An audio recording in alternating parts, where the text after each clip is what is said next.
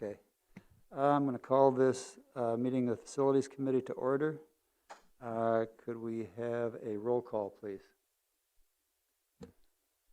Rodriguez, Taylor, Woken, Goss, Harper, Here.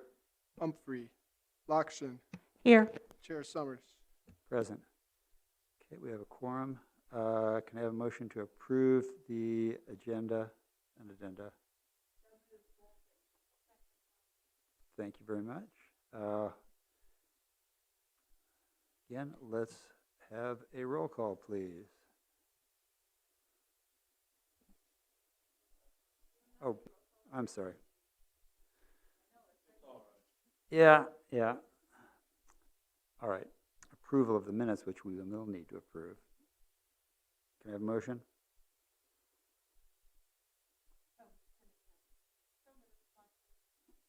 And a second. Thank you, Jody. All right. Now can we have a roll call to approve the minutes? Oh, that's right. This going back and forth between Zoom and regular meetings is becoming difficult. All in favor? Aye. Opposed, same sign. Thank you. Do we have any communications? Well, we have no public. We do have the sheriff here for questions, but, oh yeah, public participation. We got no public, so communications. Any communications from board members? Right, let's move to new. Part, Go ahead, Stan. I meant to say this earlier. On the minutes, item 3, Okay. moved by Mr. Taylor. I don't know if Leah wants to be called Mr. Taylor. Yeah. Apologies. It's a minor deal, but I apologize All for right. not bringing that up before the vote. Thank you. We'll make an adjustment for that. I'm Yeah. sure she would prefer not to be Mr., but. All right. First item of business is Sheriff's Office, excuse me, Sheriff's Office, Downtown Jail and Satellite Jail discussion. I spoke with Dana ahead of the meeting, and when I spoke yesterday about additional information, I was only talking about updating the financial information, the costs, estimated costs, and Dana said he would be kind enough to give us a little outline on that. So, Dana, if you would, please. Thanks, Steve. Based upon the sheriff's note to the county board, Darlene, the sheriff, and I met, and we've contacted Restack Reed, local architecture firm who's been involved for the last 5 or 6 years with doing the various studies. Reason for us going back to them was to get a price update, kind of a menu pricing, if you will. Construction prices have escalated substantially in the last 2 years, and particularly in the last year, probably 20–25%.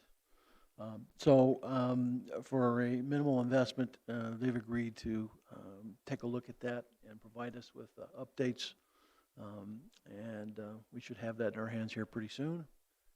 But that will give the board, as well as the committee that's been established, hopefully some baseline information to be able to discuss and talk and meet, and hopefully move this forward to some type of conclusion that benefits everybody.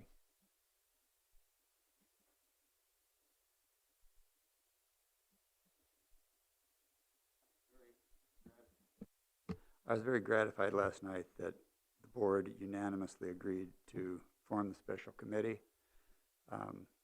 As facilities members, this is something that we have looked at. I'd like to give people the opportunity now going into this, if people have a plan or ideas specific to the jail and what we should be doing, I'd like to hear from our committee members. It's unfortunate we don't have a few more committee members here, but we do have 2 other county board members over there, and you can feel free to chime in if you would like to as well. But let's start out. Let's see. Jenny, if you have any thoughts that you'd like to express Well, as far I as what we should will do with say- regard to the jail, Sure. Please share them. As probably the newest board member who's on this committee, I don't have a lot of background on previous plans that have come up over the past. I know that people were talking about 10 years last night that plans have been talked about for the jail. So excited to be a part of the committee. I know that when I was nominated to fill a seat on the board, I talked to County Executive Kleppel about my interest in making sure that we have a facility that's both safe for the officers who work there and humane for the people who are housed there. So I'm looking forward to seeing what we can come up with and making sure that my first priority, of course, is to close downtown as soon as possible. I know that that's going to take time with construction time, but I know that Sheriff Herman is going to make sure that we're also not housing anyone there unnecessarily. So I'm just looking forward to moving this along. Stan, I know we've gone over this quite a bit. Do you have any points in particular that you'd like to? I know you'll be sitting on the committee, but just to share with all the board members that are in the room some direction in which ways that we might be looking at moving forward. It's a learning curve, Jenny. I've been on this committee. I chaired it for almost 3 years and still here. So I've been on here about 5 years or better on the facilities and was involved closely with some of the people that were on past boards. I guess while the sheriff's here, I got thinking about it today, and you know where I stand on this issue. It's a crisis issue and action needs to be taken. Sheriff, if we had to, if we get towards the construction costs and consolidation, I know you'd like a new sheriff's office, but what would happen, say, we need that money to put towards the consolidation and pods and the renovations we want to make in the existing satellite? I know Dana and Steve and I talked about, is there the possibility of redoing the gymnasium here as an office until we fund it, or do we wait till you kind of sit down with Dana and come up with your proposal? I'm trying to figure out where spend our money the best, I guess. Dustin. Well, first, thanks for your vote last night. I think it's a step in the right direction. I was very optimistic after that meeting. So the sheriff's office is obviously a priority, but it's not as much of a priority as what consolidating the jails is. And so, we've outgrown the sheriff's office. It's an old building, all of those things. But we could relocate the sheriff's office temporarily while we get the consolidation of the jails taken care of. That's the number one thing that we need to be worried about. When we go to finish the sheriff's office project, by all means, building is the best because we can get custom whatever we want. But there have been some options that Dana and I have looked at over the last year or two, including the gym, that could be viable options for us in our operation. So there are things out there. If we decided to lease for a year or two or so until we got, the consolidation done and then got to that phase of the project, those are all options that would be on the table. I hate to waste money redoing the gym or spending money on lease, but as you just stated, consolidation, renovating the existing satellite to accommodate some of the public wants as far as medical and classroom and visitation, which we've listened to for years. But money only goes so far, and I hate to waste money on rent, but it may have to be that, so. Yeah, and I couldn't hear Dana very well, so I apologize if he's already mentioned this. But what our goal is we have a few different options, including the one for about $15 million right now that ReefStech is working on to present to the committee. So we're going to have a couple of different options. And Jenny, I'm more than happy to bring you up to speed at some point because the entire thing had program space and classroom space and stuff like that. Whereas the minimum isn't going to have that. So we're quoting the very minimum to get the downtown jail closed and consolidated into one space, and then everything else that we would like to have in that facility. And so I think it will be, it's kind of complicated to say we're going to take this piece and this piece, but we're going to have a couple of good options. for the county board to consider, for the committee to consider.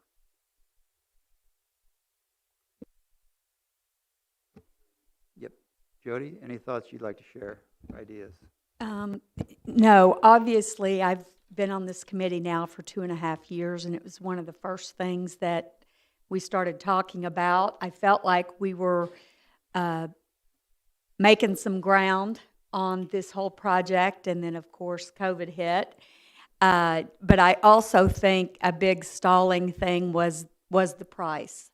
I think everybody started choking when they saw $40 million for a new jail, and it was hard to sell to the public. You guys remember how many people came in here complaining about putting money towards a jail. So as much as I would like to see us do the whole thing and get it done, I agree that we probably just need to do the bare minimum to get that downtown jail closed. I think everybody here is in total agreement that we cannot continue to run that, so. Thank you. Well, would either members Estria or McGuire like to chime in? Please do. Thank you, Chair Summers. Just a couple points. When we had the tax referenda in front of us as voters, not saying that it was fun to have to try and, convince people to vote for a tax, but I don't know. Well, for one thing, it seems like it kind of came about kind of last minute, so there wasn't a whole lot of time to try and get people, the message out there. But I also don't know that there was a whole bunch of people or, a majority of the board or anything really working to try and get the message out that, hey, we need to do something with the jails, and this would, solve the issue. It was the facilities tax. It wasn't put forward as just a jails tax, but the facilities tax. There wasn't an effort to get the word out that I really saw. Not that I'm necessarily the one to try and coordinate that, but somehow if it would come down to another, if we want to try and get a tax passed of some kind to help finance or fully finance whatever it would be the jail, we truly need to get the message out better somehow. And then I guess I didn't think about it right last night. Just a quick comment on the idea of the boarding inmates out of the county. Back when, before you were sheriff, Mr. Harmon, under Dan Walsh, during public participation, we would hear the public say that they do not want the inmates housed out of the county. The idea being they're just that much farther away. I think this is the big idea. They're that much farther away to be able to go visit their family or friends or whatever.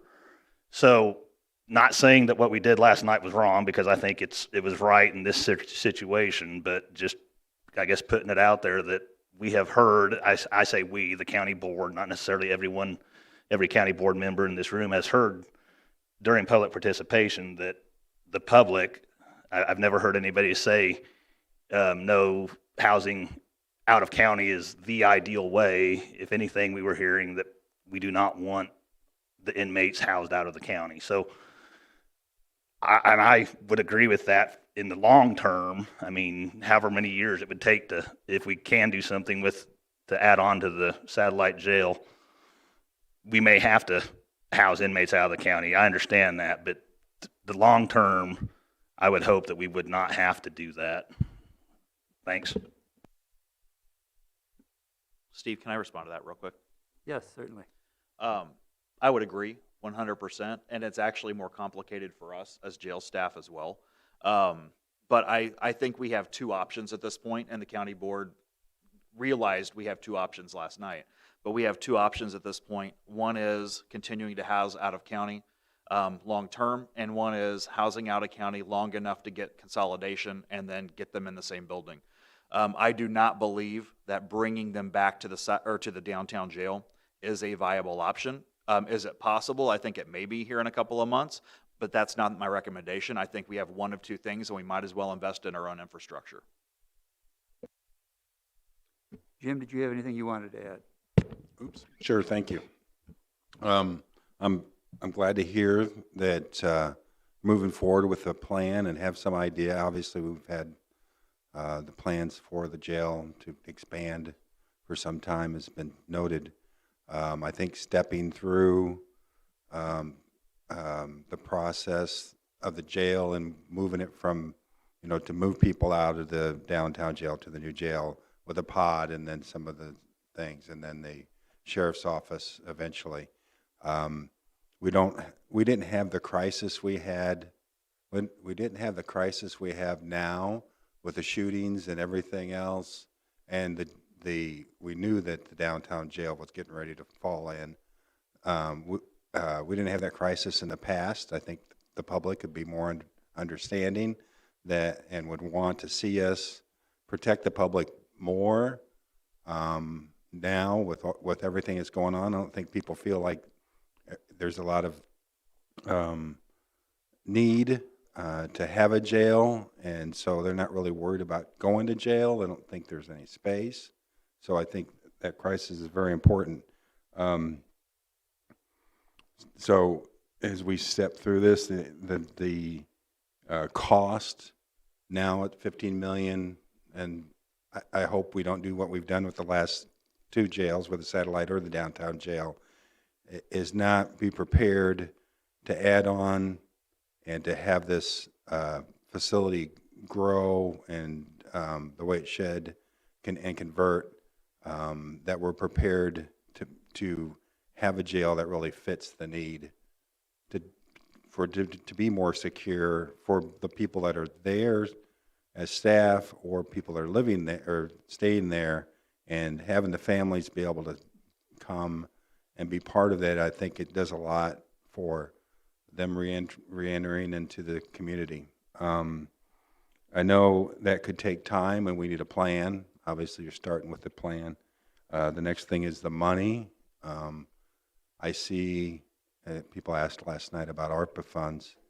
Some of the things that were mentioned in her report were violence, mental health, COVID. All those issues have created a bigger issue and a bigger problem now for the jail, and are served well if we have the facilities that can address those issues.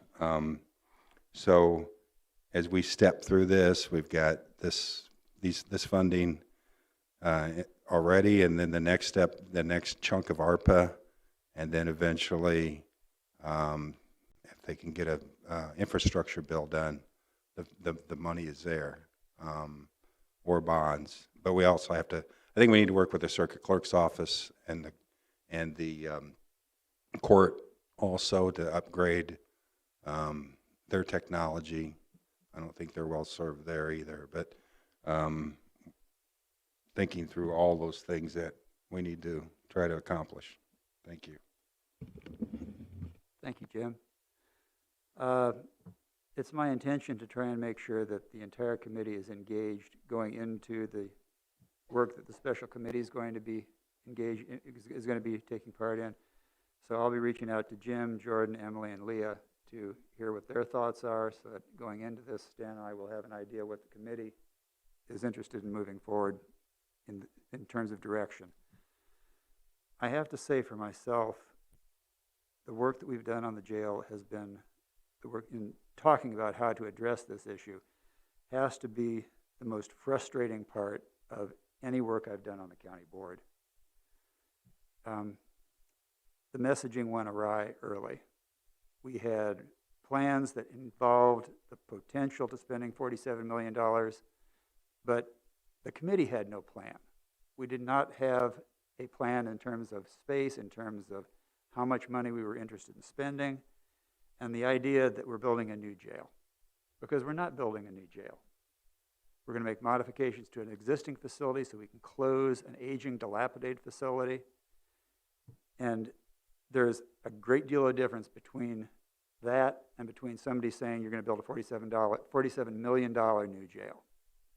So I think we need to be very careful going forward in terms of what we say to the press, because once that's out there, and if we do have to go to referendum for this, that will kill it. I do understand the desire to try and go as lean as possible on this to make sure that we're able to get it accomplished. But I also feel that we show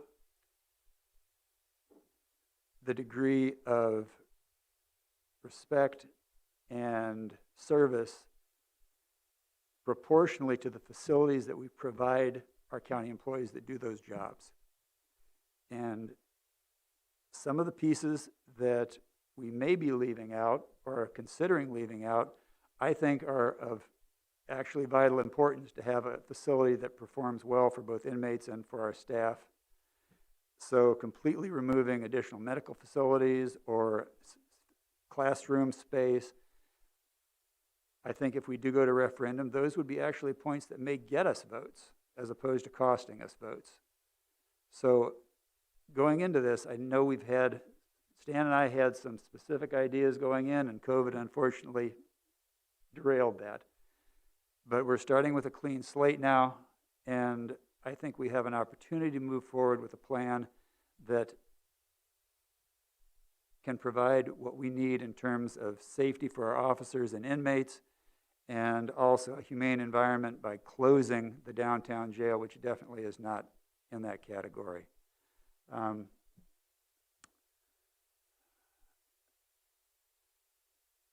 I am, again, very grateful that it was a unanimous vote to form the committee, because we're not going to be able to achieve anything unless we are all working together, Democrats and Republicans. Because if we go to referendum, guys, we got to do better than we did the last time. And I agree with Aaron, the messaging on that was not great. All right, moving forward, we've got item B, the 2022 lease revenue discussions. Dana, could you pick that up, please? Included in your packet was some information, FY 2021 county lease revenue, as well as another packet, FY 2022. So as we are preparing for the upcoming budget and the budget discussions, I'd like to present to you at least once a year the updates on what our lease revenue is. The key elements on the back page, which is the number. If you turn to the FY 2022, we are forecasting for the upcoming year $894,386,000 in lease revenue. That's a combination of actual yearly rent as well as the 4 leasees that are charged for utility costs. That's an increase of almost $34,000 from FY 2021. Those increases are a combination of contractual increases based upon what's in each of their respective leases and or CPI increase for the upcoming year.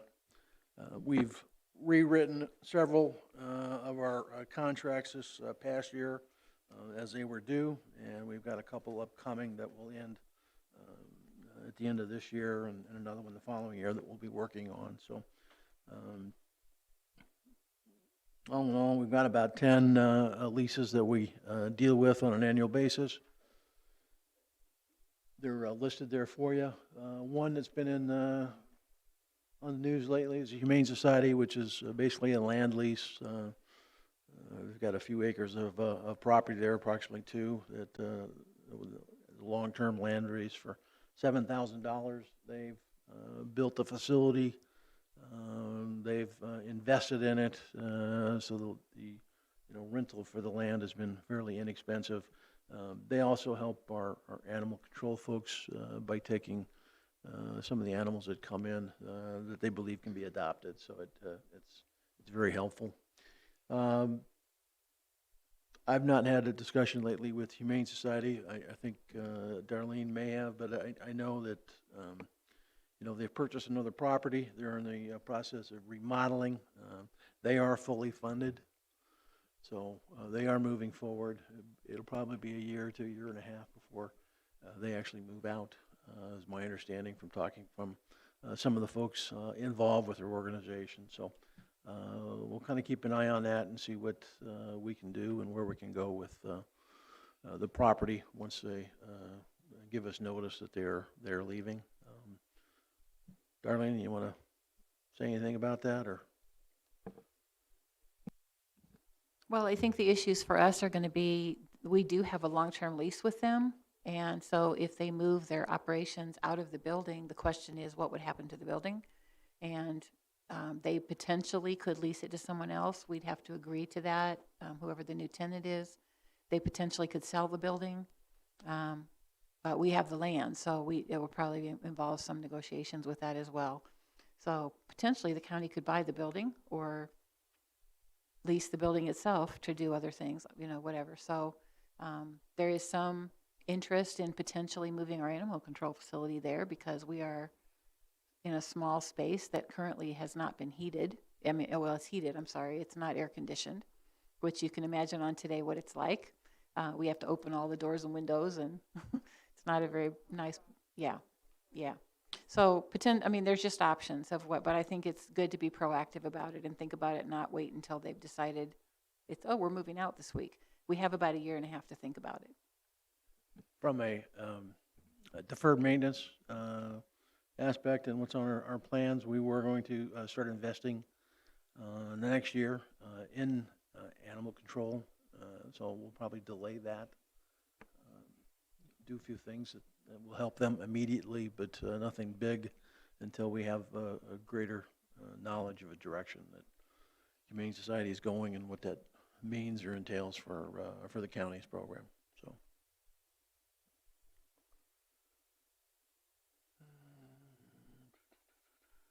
Anybody have any questions about the leases?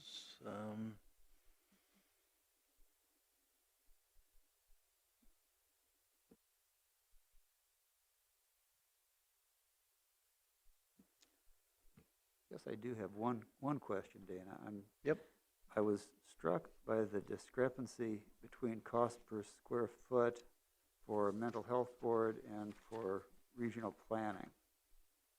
I was just curious why the difference in terms of, I know it's a much smaller space for mental health board, I understand Right. that, but it's in the same building, so I was just curious on that point. Yeah. Our leases and our amounts have been all over the map traditionally. It's where I picked it up 8 years ago, and so we're trying to drive the ones that were exceedingly low up. It's kind of hard to do that in a 1 or 2 year increment, so we've kind of planned that out. MedCat has been their current contract, which ends June 30th of 2022. Has been exceedingly low, but that was through a mutual agreement with the county board for various reasons. So I've given them kind of a 8 to 10 year rate increase. So you'll see MedCat increasing. They've got 6,855 square feet over there versus mental health has got 1,700 square feet here in the building. They don't pay for utility costs. Their rent is a little bit higher. They don't pay for custodial costs because their rent is higher. MedCat, since their rate is so low, they pay both utility costs and custodial costs, which is basically a half-time person. So I've got Thanks, four Dana. groups or 4 contracts that reimburse us for utilities and or custodial, and the rest is included in their rent. When you get up to $15, $16, it's pretty typical here in the community that utilities are included with the rate, and in some cases then custodial support. Thank you.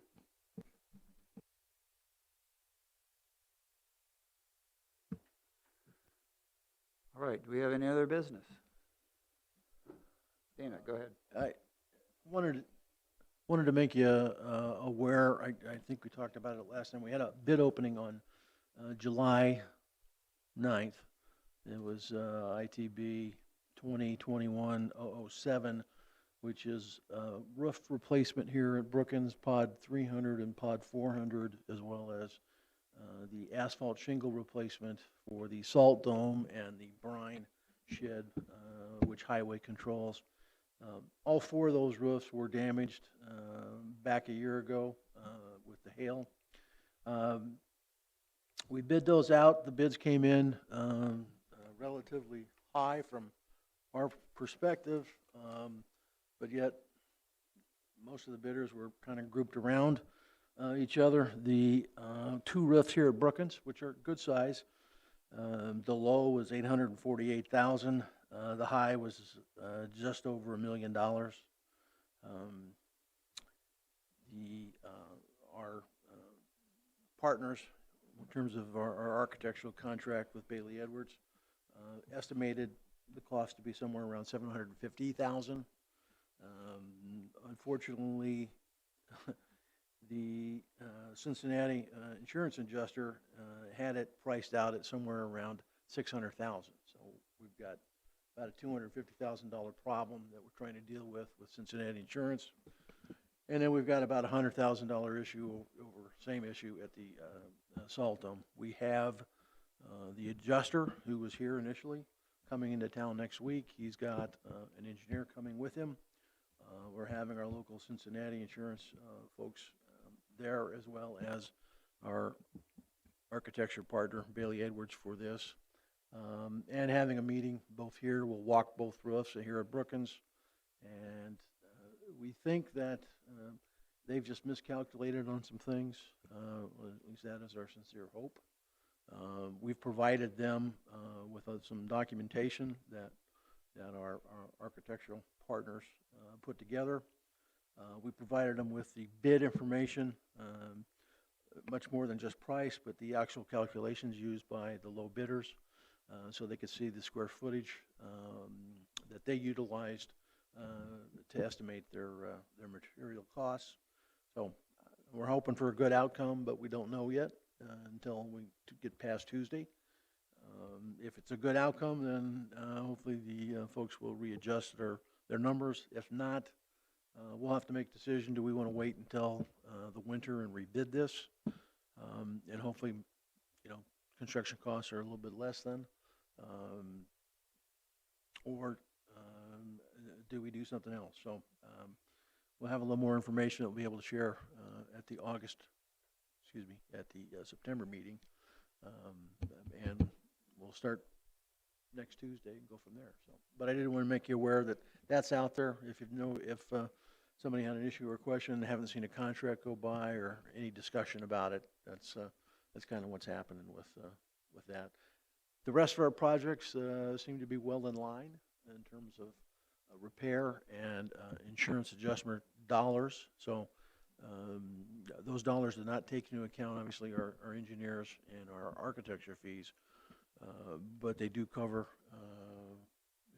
the projects as a whole, with the exception of this 007 for Brookins and Highways 2 building. So anybody have any questions? Yep. And it doesn't concern the roofs. It goes back to the jail, sorry. Did Reef Tech Reed give you any idea what construction costs have jumped?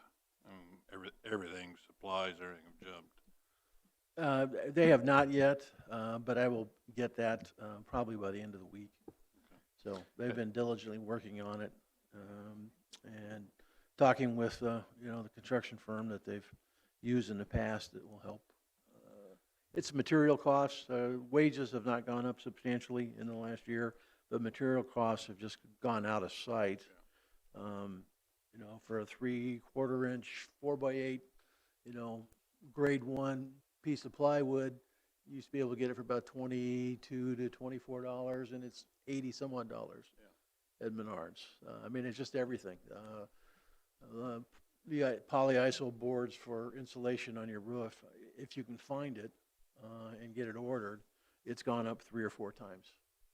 But when they did the project, the whole project, weren't they bidding $22, but I don't think anybody could have anticipated the rise in cost.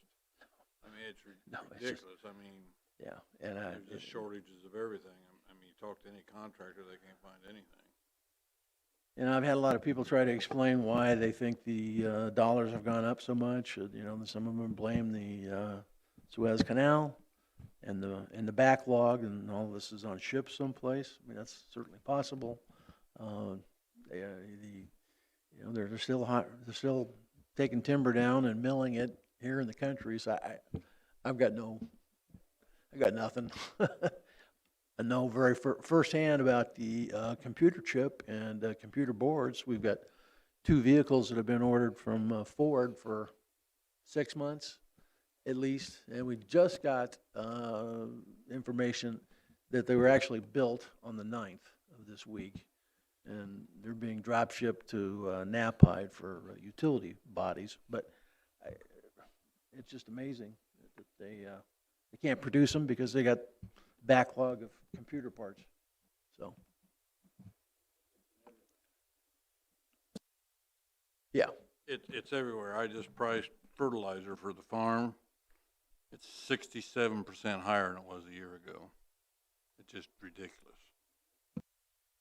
Well, this is, yeah, if you're in the construction business or need to build something right now is probably not the time you want to do that. But as we come out of the backside of this, hopefully those material costs will start to come down to, a more normal rate. I don't think they'll ever get back to where they were, but they certainly will drop. Well, hopefully supply chain stuff will be alleviated over the next 6 months to a year, and we can hope that that'll make things a lot easier. I'll keep my fingers crossed on the roof estimates. We'll see. Okay, there is no presiding officer's report. Our next meeting would be Tuesday the 7th. We have no items to be placed on the consent agenda. So unless anyone has anything they'd like to add, go ahead, Jim. Thanks. Just a comment about the lumber prices. I was talking to the university's vendor for our lumber at FNS, and they said that soft lumber prices are moderating. So I think you're right, they won't go down, but at least they're not continuing to skyrocket. So. Well, hearing nothing else from anybody on the committee, we are adjourned. Thank you very much for coming.